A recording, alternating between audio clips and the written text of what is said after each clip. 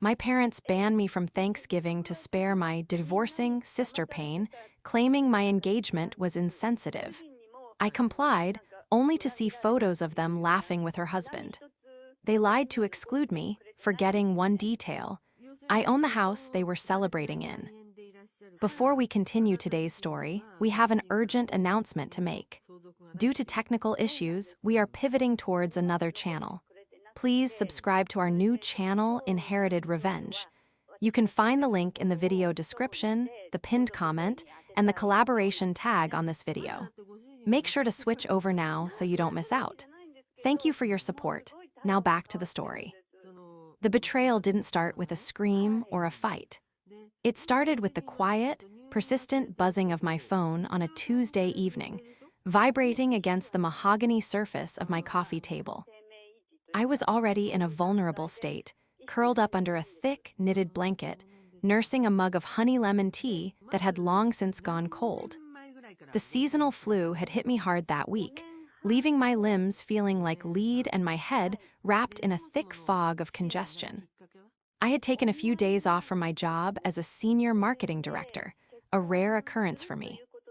Usually, I was the one powering through, the one who showed up early and stayed late, the one who fixed problems before anyone else even realized they existed. But that night, I was just Emma, tired, achy, and looking forward to the comfort of family. Thanksgiving was 2 days away. It was supposed to be a dual celebration. Not only was it our traditional gathering, but it was also going to be the first time the extended family would properly celebrate my engagement to Julian. Julian had proposed 3 weeks prior, a quiet, beautiful moment on a rainy pier that felt perfectly us. The ring on my finger still felt new, a heavy, sparkling promise of a future that finally belonged to me.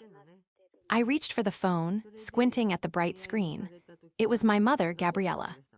"Hey, Mom," I rasped, my voice thick with sleep and sickness. "I was just about to call you to ask what time I should head over on Thursday. I'm bringing the wine and the artisan pies, right?" There was a pause on the other end. It wasn't the comfortable silence of a connection. It was a heavy, loaded silence. The kind that precedes bad news. "Emma, honey," Gabriella started, her voice dropping to that specific register she used when she was about to ask for a favor or deliver a blow she thought was for the best. "That's actually, well, that's why I'm calling." I sat up straighter, ignoring the throb in my temples. "Is everything okay? Is Dad all right?" "Oh, Henry is fine, everyone is fine," she said quickly, too quickly. It's Maya." Maya, my older sister. The name alone caused a reflex of tension in my shoulders. Maya, who was 32 going on 16. Maya, whose life was a constant, chaotic whirlwind of high highs and catastrophic lows, all of which required immediate and total family intervention. "What happened?" I asked, though I was already mentally calculating how much money this was going to cost me. "She's devastated, Emma, absolutely devastated," Gabriella sighed, a dramatic exhale that crackled through the speaker. "She and her husband, things have finally imploded. He's leaving her. They're getting a divorce." She came over this morning in tears, barely able to speak. "Oh," I said, feeling a pang of genuine sympathy despite myself. Maya's marriage had always been volatile, but divorce was a heavy word. "I'm sorry to hear that. That's awful." "It is," Gabriella confirmed. "She's fragile right now. Like glass, we have to be very, very careful with her." "Of course," I said. "I won't bring it up. We can just have a quiet dinner, keep things light." "No, Emma," Gabriella cut me off. "You don't understand. It's not just about keeping it light. It's about you." I blinked, confused. "Me, what did I do?" "You didn't do anything, sweetheart," she said, her tone dripping with that patronizing sweetness that always made my teeth ache. "It's just your situation. You're glowing, you're successful, and most importantly, you're engaged. You have the ring, the fiancé, the whole happily ever after starting right now. Maya is watching her life fall apart while yours is coming together perfectly. It's too much contrast. It would be cruel to flaunt your happiness in her face right now." I went cold. "Flaunt? Mom, I'm just coming to dinner. I wasn't going to wear a neon sign." Your presence is the sign, Emma, she snapped, then softened. Look, your father and I discussed it. We think it's best if you don't come this year, just for this one Thanksgiving. Give Maya the space to grieve her marriage without having to look at your engagement ring across the table.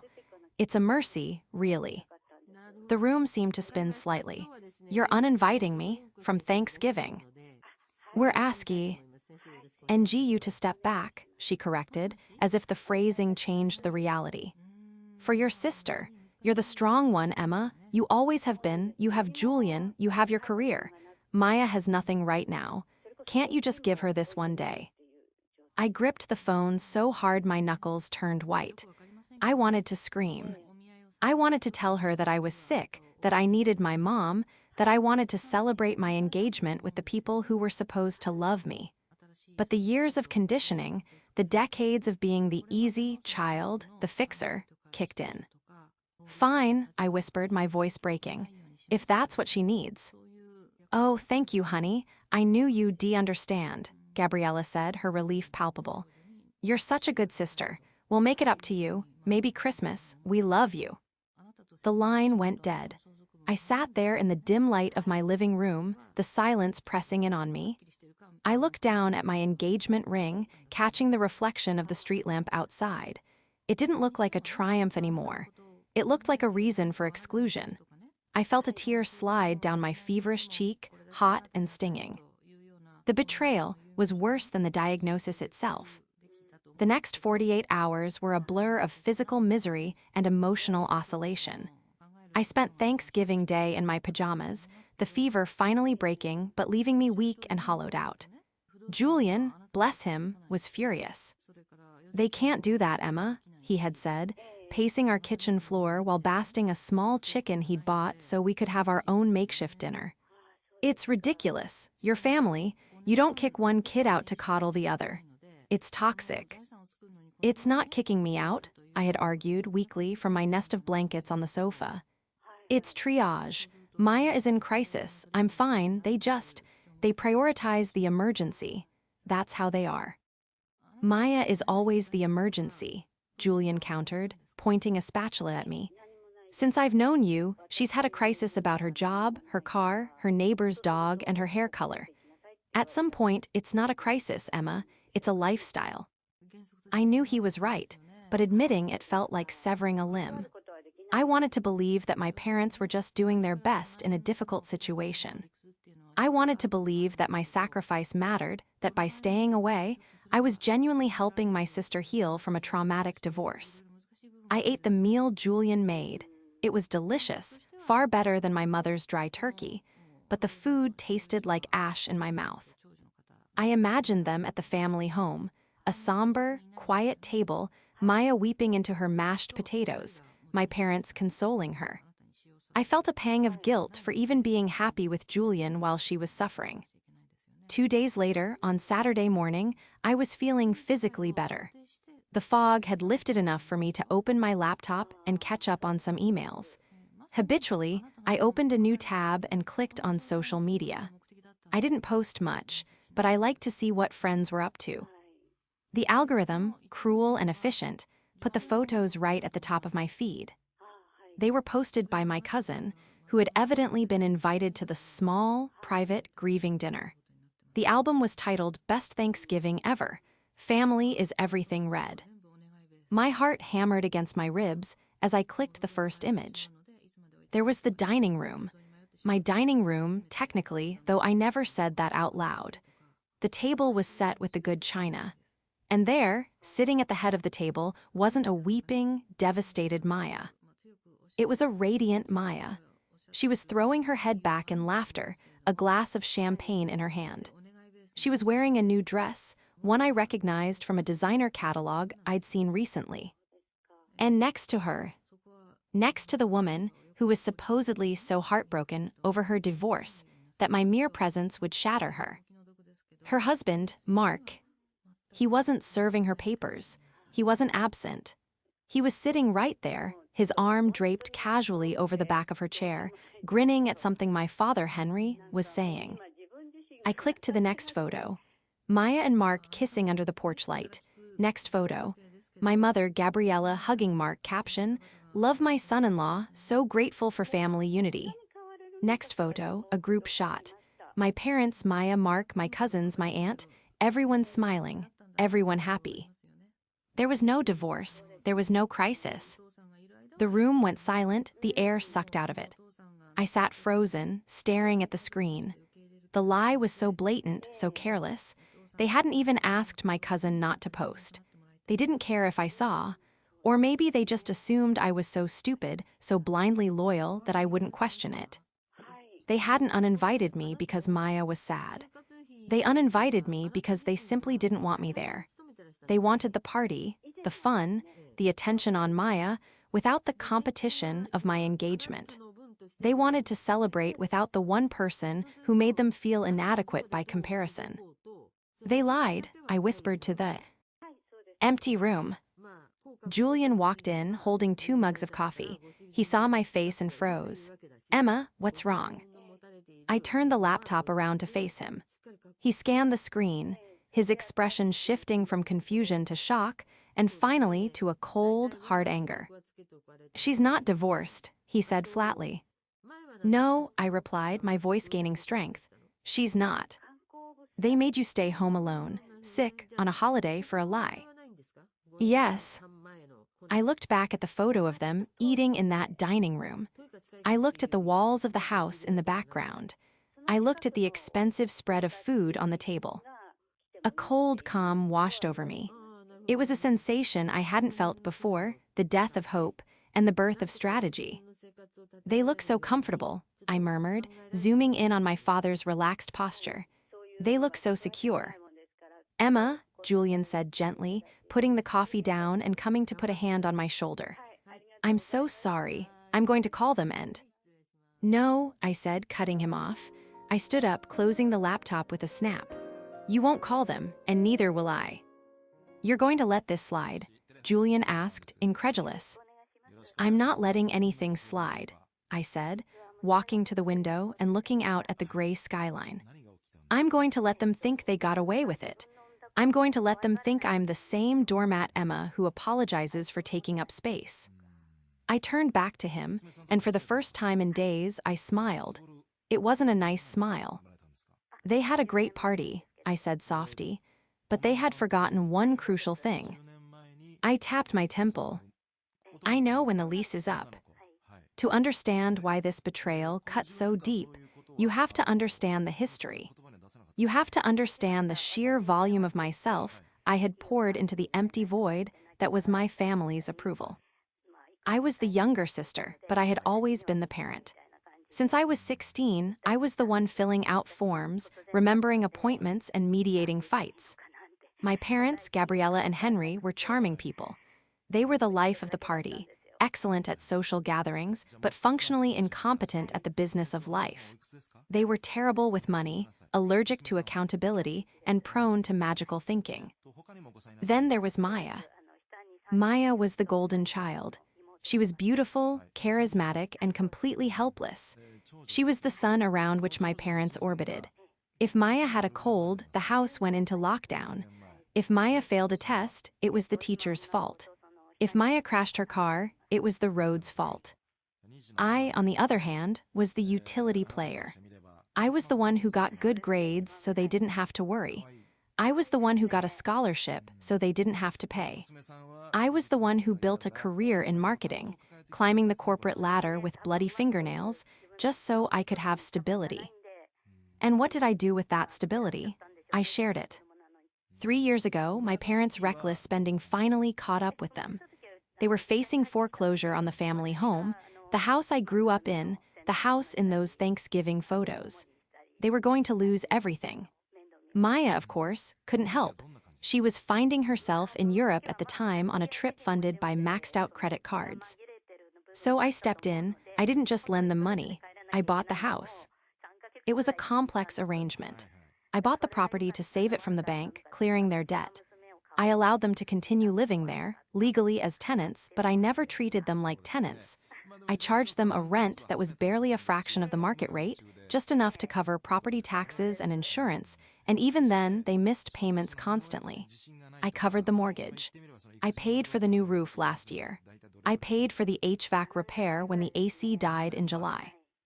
I told myself it was my duty. I told myself I was keeping the family together. But standing there, looking at the mental image of Maya laughing in my dining room, I realized I hadn't been keeping the family together. I had been financing their delusion. I needed to know more before I acted. I needed to see the enemy up close. Later that afternoon, my phone pinged. It was Maya. Message, "Hey little sis, missed you so much on Thursday. Mom said you were super contagious, so we didn't want to risk it. Hope you're feeling better." The emoji at the end was the cherry on top. I took a deep breath and replied. Message, "Feeling much better. Sad I missed it. How are you holding up? Mom said things were really hard with Mark." I watched the 3 dots of her typing bubble bounce for a long time. She was crafting the narrative. Message, "It's a roller coaster. We're trying to work through it. He came by for a bit just to keep up appearances for the relatives, but it's still really tense. Honestly, I'm just trying to survive right now. It's so hard seeing everyone else so happy when my life is falling apart." It was masterful. She admitted he was there to keep up appearances, to cover her tracks in case I saw photos, but she maintained the victim stance. Message, "I can imagine," I typed back. "Let me know if you need anything." Message, "Actually, since you asked, the divorce lawyer is going to need a retainer if we go through with this. And Mark froze our joint account. I don't want to ask Mom and Dad, they're already so stressed. Do you think you could spot me like $2K just until I get the settlement?" I stared at the phone. She was unbelievable. She was currently lying to me about a divorce that wasn't happening, to solicit money for a lawyer she didn't need, probably to fund a vacation or a new handbag she wanted. And the way she asked, so casual, so entitled, she didn't see me as a sister. She saw me as an ATM with a pulse. She looked at my career, my savings, my engagement, and she didn't feel pride. She felt hunger. She felt that because I had more, she was entitled to a slice. She was polished, she was pretty, and she was a parasite. "Julian," I called out, my voice steady. He poked his head in from the hallway. "Get the file box from the study," I said. "The one marked real estate documents." "What are you looking for?" he asked. "The lease agreement," I said, "and the clause about subletting and unauthorized occupants." "Why?" "Because," I said, typing a reply to Maya that simply said, "Let me check my finances and get back to you. I think it's time the landlord paid a visit." The file box smelled of dust and old paper, a stark contrast to the sterile, digital cruelty of the social media photos I had just seen. I sat cross-legged on the floor of my home office, the mid-afternoon sun cutting harsh lines across the scattered documents. Julian sat in the armchair behind me, silent, watching me work with a look of concern that was slowly hardening into resolve. I wasn't crying anymore. The tears had dried up somewhere between the second and third photo of Maya laughing with her ex-husband. In their place was a cold, vibrating energy, the adrenaline of a problem solver who had finally identified the root cause of the error. "Here it is," I said, my voice flat. I pulled out a thick sheaf of papers stapled at the corner.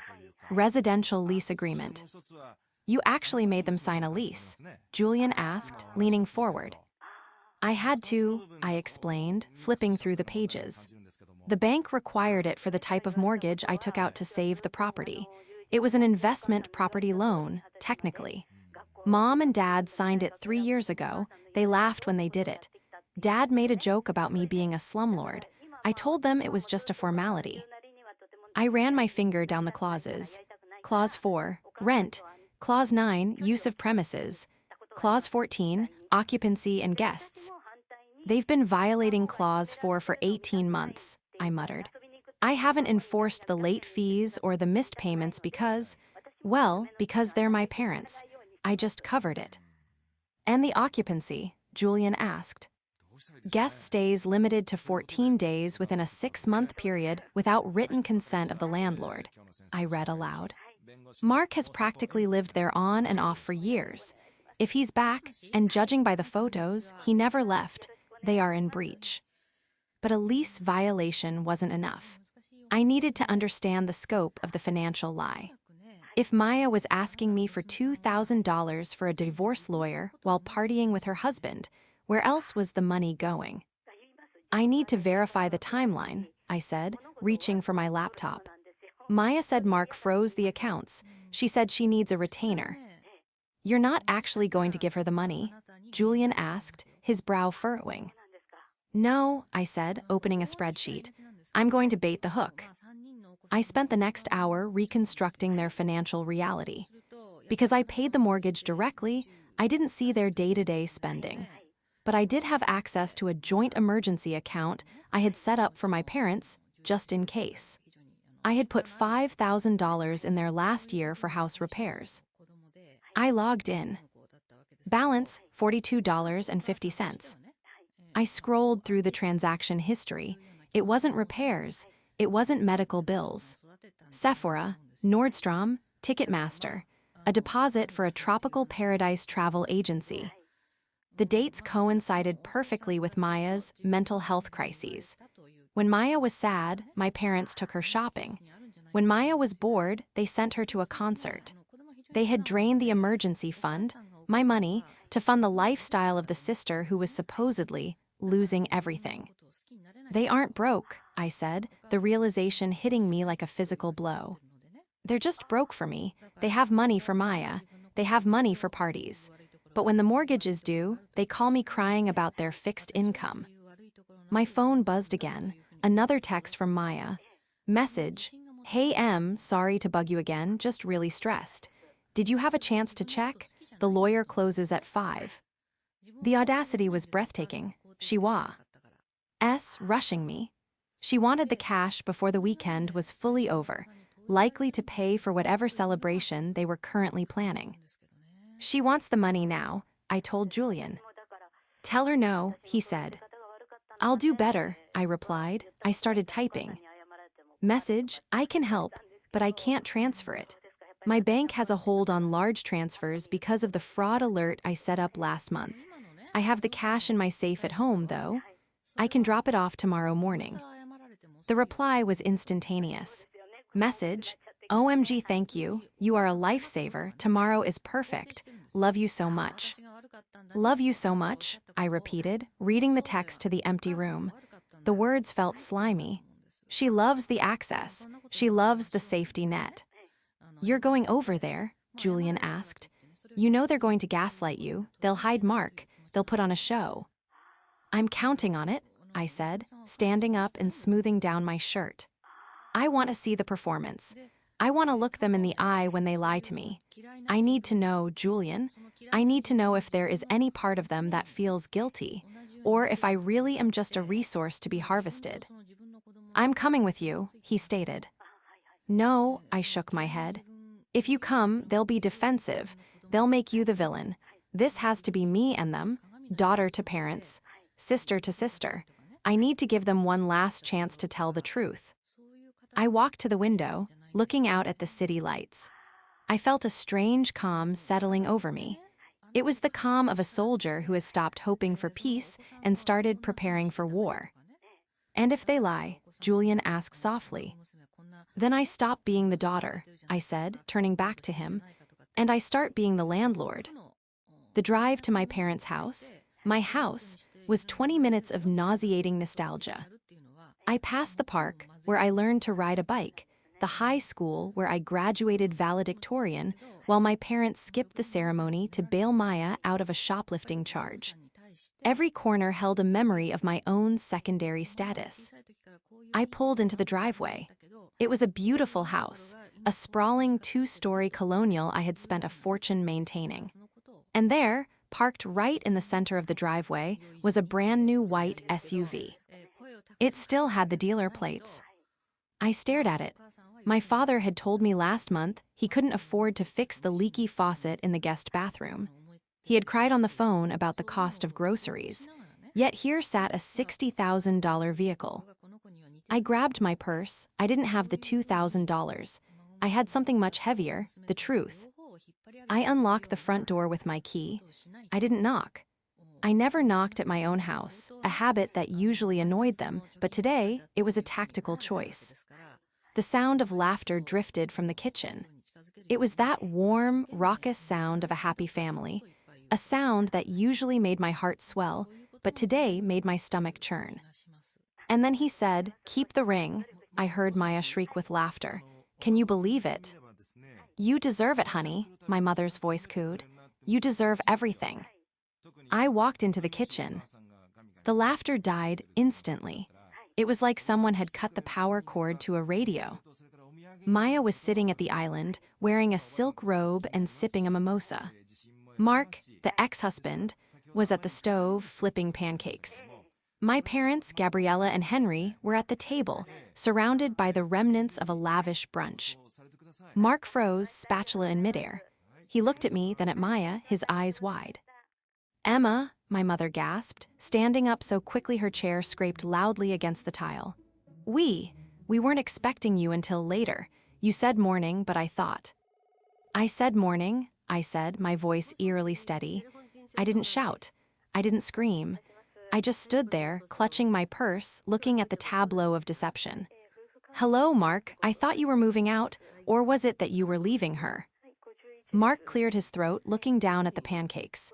Hey, Emma, we're working things out. For the kids, I mean for the family." "Working things out," I repeated. I looked at Maya. She wasn't crying.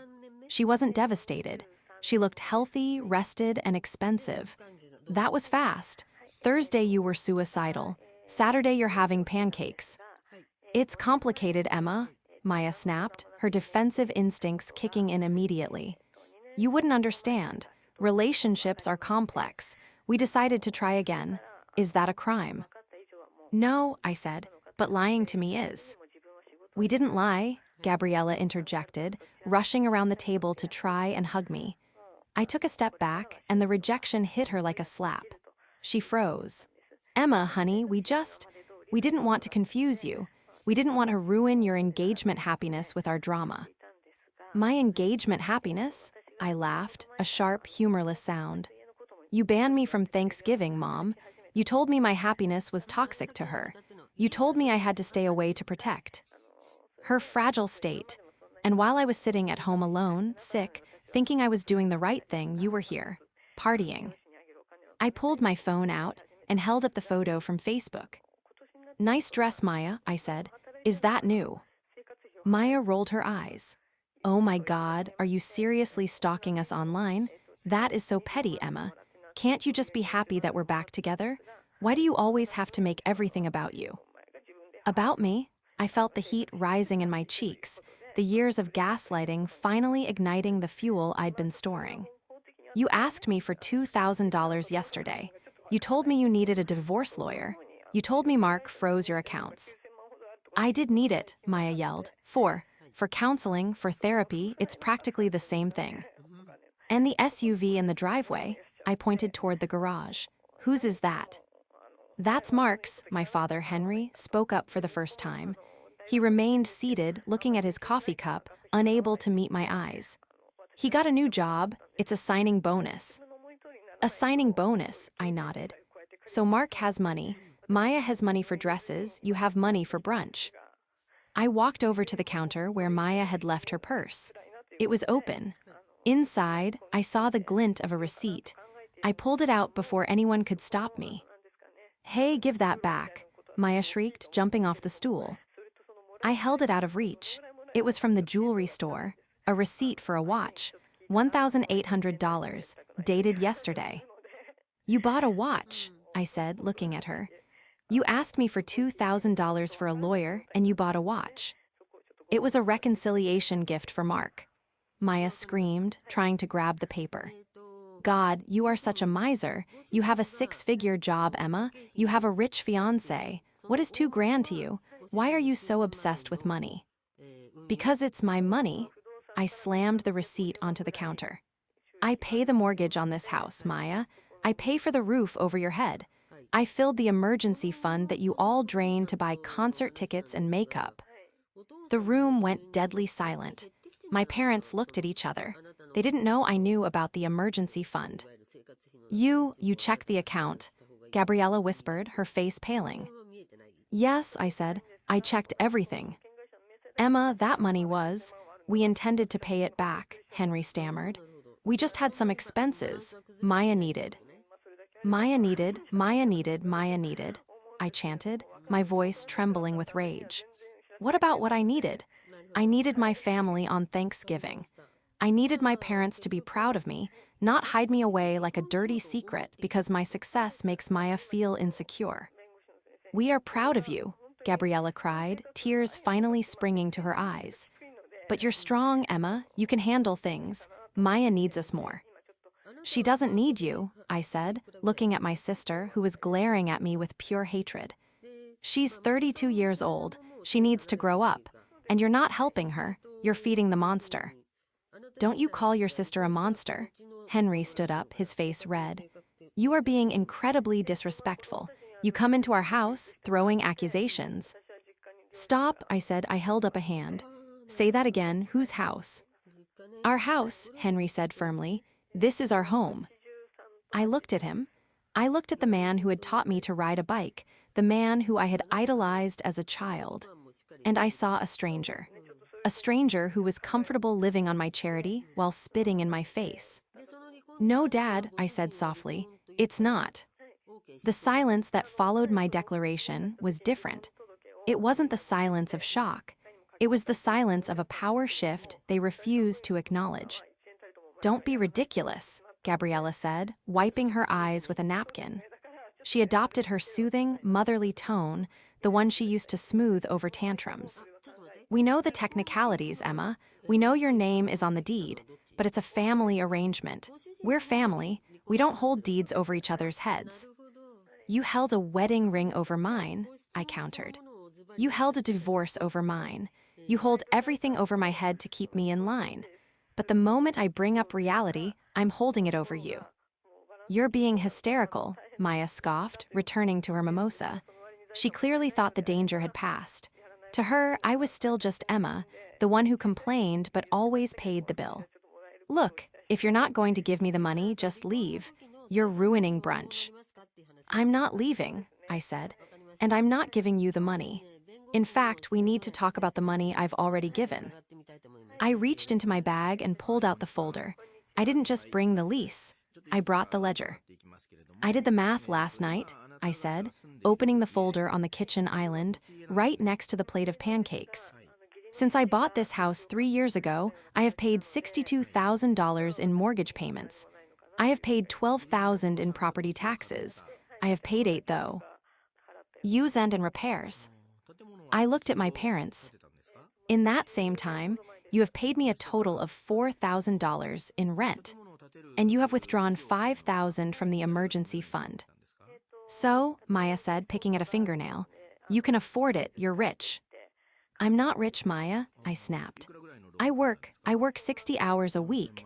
I drive a 5-year-old car, I save, while you buy new SUVs and watches with money you don't have. That is enough, Henry slammed his hand on the table. I will not have you auditing us like some IRS agent. We raised you, we fed you, we paid for your college. I was on a full scholarship, Dad, I screamed back. You didn't pay a dime. I sent you money my junior year when the car broke down. The truth hung in the air, ugly and undeniable. They had rewritten history to suit their ego. In their version, they were the benevolent providers, and I was the ungrateful child. We love you, Emma, Gabriella pleaded, trying another angle.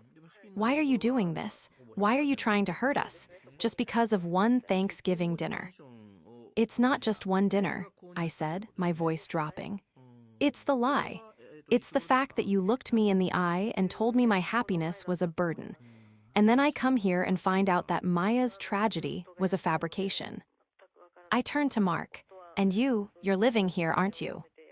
Mark looked at Henry, then at me. I mean, I stay over sometimes. Clause 14, I said. Unauthorized occupants. The lease states that any guest staying more than 14 days must be approved by the landlord. You've been here for months. You're citing a lease, Henry laughed, a cruel, mocking sound. To your parents, You're unbelievable, you have no heart. I have a heart, I said, tears finally pricking my eyes. That's the problem. I have a heart that keeps breaking every time I realize you don't love me. You love what I provide. That is not true, Gabriella sobbed. Then prove it, I said. I pointed to the door. Ask Mark to leave, right now. If this is about family and respecting me, ask the man who has been living here rent-free in violation of the lease to leave. Show me that you respect my boundaries. The room froze. It was the ultimate test.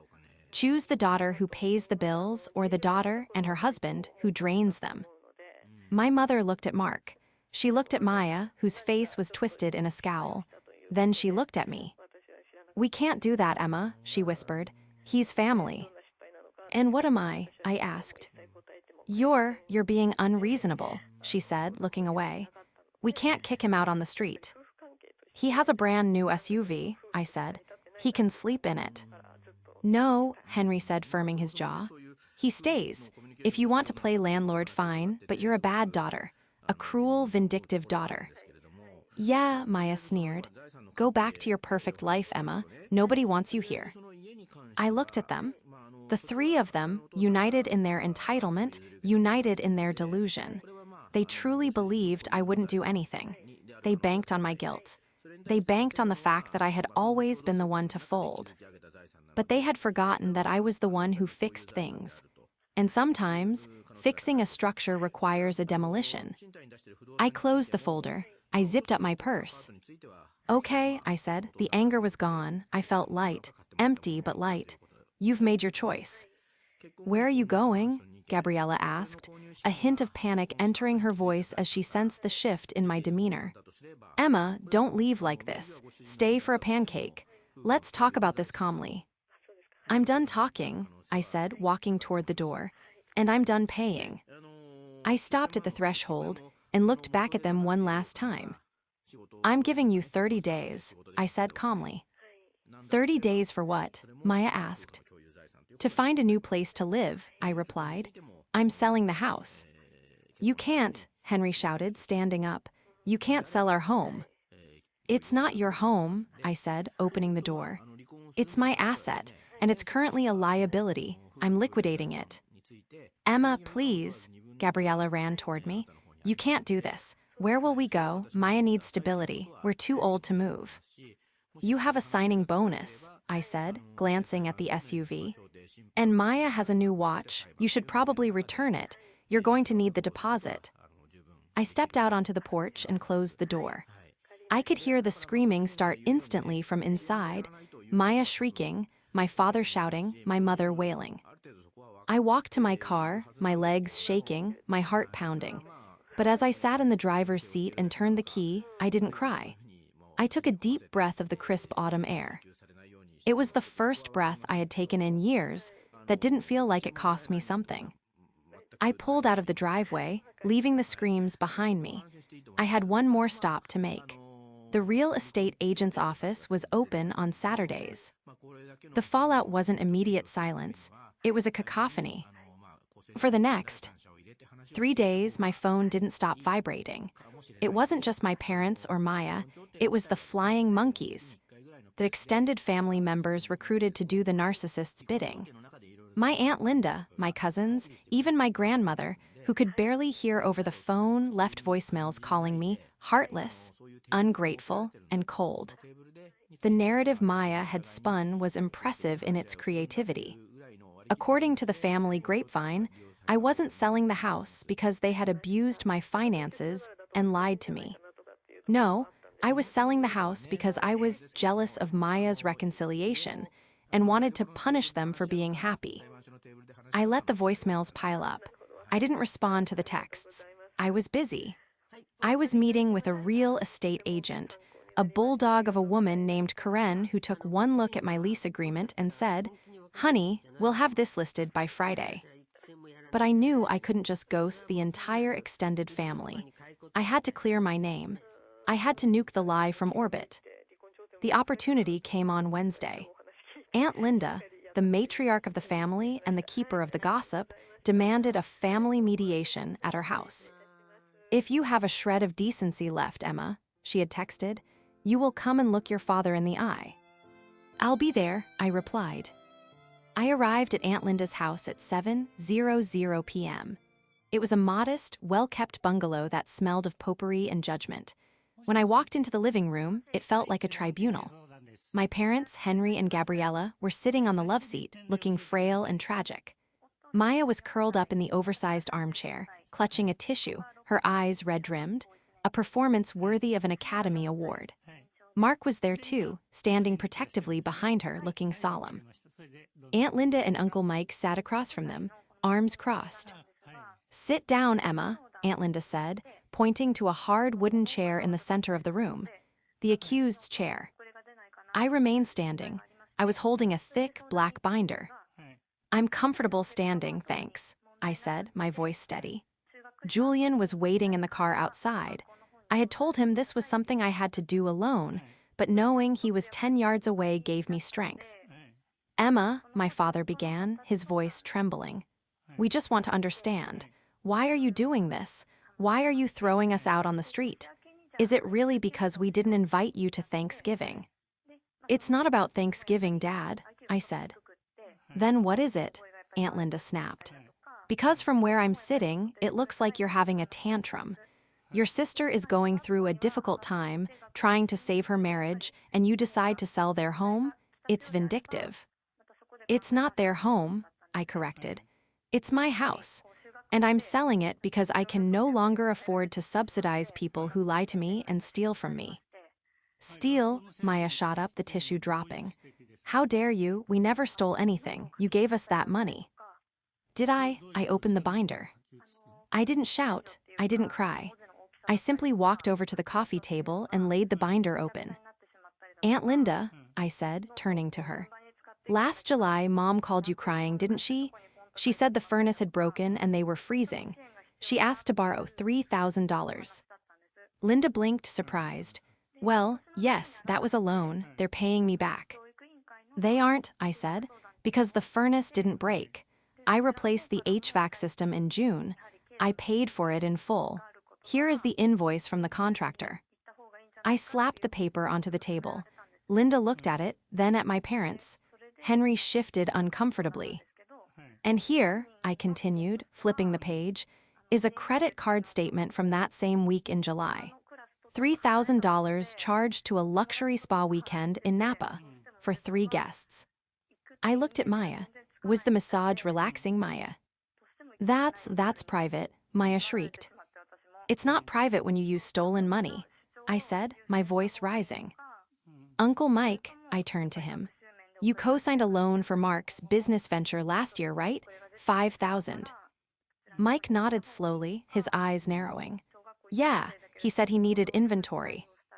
Here is Mark's bank statement, I said, placing another document down. The day the loan hit, $5,000 was transferred to DraftKings and a lease payment for a BMW. Mark turned pale. Where did you get that? You left your laptop logged in at the house, I said. My house. I turned back to the room. They haven't paid rent in 18 months. I have paid the mortgage, the taxes, the repairs. I set up an emergency fund for them, which they drained to buy concert tickets and designer clothes. And when I asked for 1 day of respect, Thanksgiving, they lied to me so they could party without feeling guilty about using me. That's not true, Gabriella cried, but she sounded smaller now. We just wanted everyone to be happy. No, Mom, I said, looking her dead in the eye. You wanted Maya to be happy. I was just tea. He wallet. I pulled out the final piece of evidence, the picture of the SUV and the receipt for the watch. Maya asked me for $2,000 for a divorce lawyer 2 days ago, I told the room. She said she was destitute. She said Mark had left her. This is a receipt for an $1,800 watch she bought him yesterday. I looked at Aunt Linda. Does that look like a woman who needs your sympathy, or does that look like a con artist? The silence in the room was absolute. The air was heavy with the sudden, crushing weight of the truth. Aunt Linda picked up the receipt. She looked at the date. She looked at the amount. Then she looked at her sister, my mother. Gabriella, Linda said, her voice dangerously quiet. You told me you couldn't afford insulin. We were tight that month, my mother stammered. But you bought a watch, Linda asked, her voice rising to a shout. You let me send you money from my retirement fund, and you bought a watch. It was for Mark, Gabriella wailed, to save the marriage. Get out, Uncle Mike said. He wasn't looking at me. He was looking at my parents. Mike, please, Henry started. I said get out, Mike roared, standing up. You lied to us, you used us, and you treated your daughter like garbage. Maya tried one last Hail Mary. She threw herself onto the floor, sobbing loudly. You're all monsters. Emma manipulated the papers. She's lying, she hates me. But nobody moved to comfort her. The spell was broken. For 30 years, Maya's tears had been currency. Today, thanks to the cold, hard receipts in that binder, they were worthless inflation. I closed the binder. I didn't need to say anything else. I picked it up, turned around, and walked to the door. Emma, wait, my father called out, desperation in his voice. We can fix this. Don't sell the house. We'll pay rent, we promise. I stopped, my hand on the doorknob. I looked back at the family that had drained me dry. You can't afford the rent, Dad, I said softly. The market rate for integrity is way out of your budget. I walked out into the cool night air. Julian was waiting by the car. He saw my face, not tear-stained, but fierce, and he just nodded. Done, he asked. Done, I said. The next 30 days were a blur of logistics and liberation. I didn't communicate with my parents directly. I hired a property manager to handle the eviction process. It cost me an extra month's fee, but the silence was worth every penny. The reports from the property manager were colorful. Apparently, the move-out was chaotic. There was screaming. There were threats. Maya apparently tried to pry a chandelier off the ceiling, claiming it was heirloom. I had bought it at Home Depot in 2024. But they left. On the 31st day, I walked through the empty house. It echoed with the sound of my footsteps. The walls were scuffed where they had dragged their furniture out. The carpet in the living room was stained with wine. It looked tired. It looked used. But for the first time since I bought it, it felt like mine. I didn't keep it. I couldn't. The ghosts of my childhood trauma were painted into the drywall. I sold it to a nice young couple who saw it as a starter home, not a prison. The market was hot. I made a profit, even after paying off the mortgage and the agent fees. The money from the sale didn't go into a family trust. It didn't go into a bailout fund. I used it to pay for my wedding. Our wedding was small. It was intimate. It was held in a garden blooming with late spring flowers. There were no designated seats for the parents of the bride. There was no golden child sister making a scene or wearing white to upstage me. Just me, Julian, and the people who actually loved us. Right before the ceremony, as I was adjusting my veil in the bridal suite, there was a knock on the door. It was Julian. He was holding an envelope. This was dropped off at the front gate, he said, his expression guarded. Security didn't let them in, obviously, but they asked me to give it to you. I recognized the handwriting immediately. It was my mother's script, looping and frantic. I took the envelope. I could feel the weight of it. Inside, I knew would be pages of guilt. There would be non-apologies. I'm sorry you feel that way. There would be excuses. And inevitably, at the bottom, there would be a request. A small loan to help them with the deposit on their new apartment, which I had heard through the grapevine was a cramped 2-bedroom walk-up in a bad part of town. I looked at the envelope. I thought about the Thanksgiving I spent alone. I thought about the years I spent trying to buy their affection, thinking that if I just wrote a big enough check, they would finally see me. But they never saw me. They only saw the check. Do you want to read it? Julian asked gently. I looked at him. I looked at the man who had stood by me when I was sick, who had been angry for me when I couldn't be angry for myself, who loved me not for what I could provide, but for who I was. No, I said. I didn't tear it up. That would have been dramatic. I just handed it back to Julian. Put it in the trash, I said. We have a wedding to get to. The ceremony was perfect. When I walked down the aisle, I didn't feel the absence of my father walking me. I felt the presence of my own strength carrying me forward. I had walked through fire to get here. I had severed the anchor that had been dragging me down for decades. Later, during the reception, as the sun set and the string quartet played, I took a moment to step away and look at the gathering. I saw my friends laughing. I saw Julian's parents, who had welcomed me with open arms, dancing. I realized then that family isn't about blood. It isn't about obligation or history. Family is the people who show up for you when you're sick. It's the people who celebrate your wins without jealousy. It's the people who tell you the truth. I wasn't the daughter who was left behind on Thanksgiving anymore. I was Emma. I was a wife. I was free.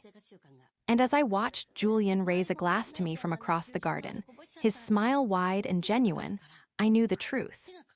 They had said it would be too painful for my sister to see me happy. They were right, because my happiness didn't depend on them anymore, and that was the greatest revenge of all.